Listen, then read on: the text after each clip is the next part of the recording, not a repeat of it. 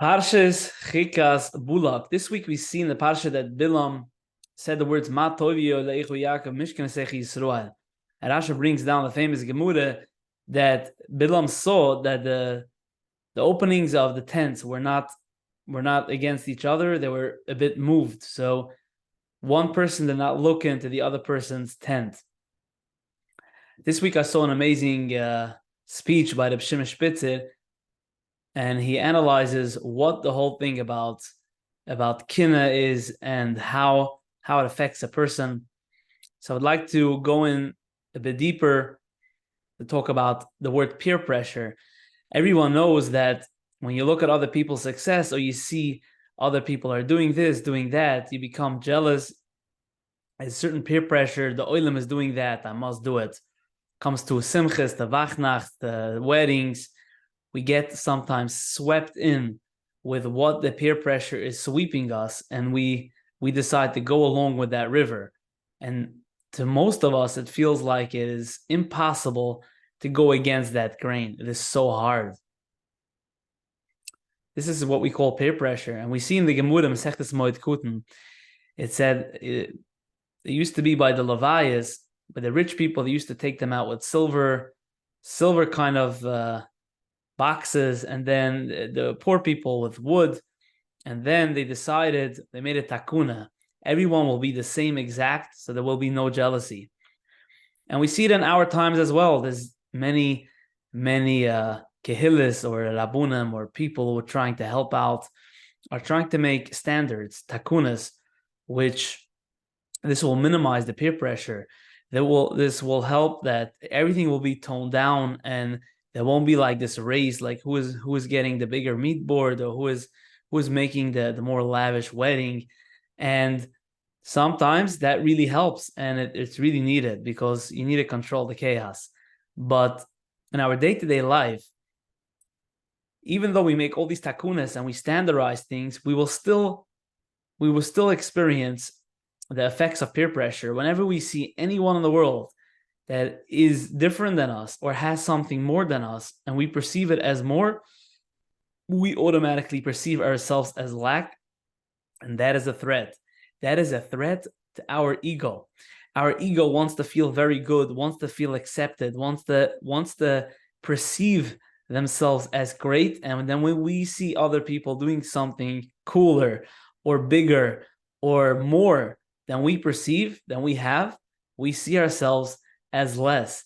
And that's why it's such an underlying things, that even if we do minimize, even if we do standardize things on the day-to-day, minute-to-minute basis, if we don't learn how to integrate to handle that other people might reject me, or other people might see me as small, and that stems from a belief. That stems from a belief that who I am or who I am worth is based on how other people perceive me.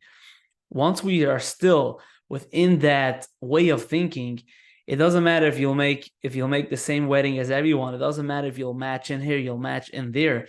There will always be people who will trigger these thoughts in you, who will trigger, maybe you're a loser, maybe you're very poor, maybe you're weird. And all of these things make us feel very down. And that's why it says that Ashruas Hashchina, you saw, because of their tents were not against each other. Because of that, there was Ashruas Hashchina. What does it have to do with Ashruas Hashchina? So I saw from Reb Shimon that the Ashruas Hashchina, once a person has all of these thoughts the whole time of performing to be approved by other people, performing to keep up with the Cohens, and his whole mind is running based on that, his whole life. And some people even hide certain things. They hide when they have certain things that are going on with them. They keep up so many gates. They keep up gates to kind of keep the secret going, and it drains a lot of the battery. And when you're busy with that, you are not in the present. Hashem and the Shechina is only available in the present moment, not in the past and not in the future. That's why people who have a minna or betuchen, they say have no fear. What does that mean? It means they have no grudges, judgments, and they don't think about the past. They don't think about the future. They are currently in the moment. The only thing in the moment is the Hashem. Hashem is in the exact moment, right here, right now. Not in tomorrow's trips and not in tomorrow's plans. It's only active in the present. That's why the Yid in the Midbar made sure that the doors were not against each other. And it takes an effort of both of the people, of the person who is on one side and the person who is on the other side, is, first of all, don't put your door against other people where it's going to motivate all of this kinna v'tava, because other people are going to be busy with what you have. And for the other person, we're saying, when you go, move away your door, so you shouldn't be exposed to seeing every minute what other people are doing, because we know when this happens, it's going to go back to our default of being jealous, because we're still human. This is how we were born. We were born in a way that we kind of compare ourselves to the people around us in order to perceive our self-worth. And that's what brings a person away from Hashem. This is what brings the blockage, that person to be busy with all the fake stuff and to make things look fake and try to borrow a lot of money and try to make fake parties. All of that is included in looking into other people's tents and seeing what is going on and perceiving our self-value based off that. I hope this will help you bring awareness to what's going on in our peer pressure kind of society. Some people blame the society, some people blame the system. The real thing is, it's up to each and every individual on how we process this, on how we process peer pressure. And we could practice this every single day. When we see some triggers, if you look good every single day, every person has a few triggers of things that make them feel small. That is all included in the peer pressure.